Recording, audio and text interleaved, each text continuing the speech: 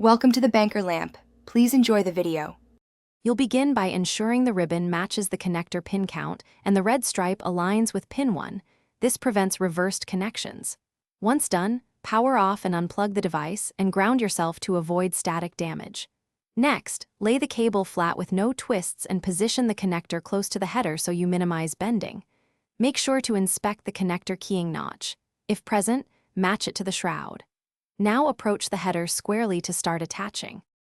You should align the plastic shroud squarely over the header, then press straight down using even pressure across the connector. This ensures all pins engage. If the connector has locking clips or a retention bar, latch them now so the cable won't back out. Avoid prying tools that can deform pins. Instead, use fingertips or a flat non-metallic tool. Once seated, give a gentle tug to verify it's secure, and visually confirm no pins are misaligned. After seating, reconnect power and run a quick functional test to confirm devices communicate. Listen for drive spin or boot messages depending on the use. If it fails, power down again and reseat the cable, verifying the red stripe is still on pin 1 and the shroud clips engage. Make sure there are no bent pins or debris in the header. If you find damage, replace the cable or connector.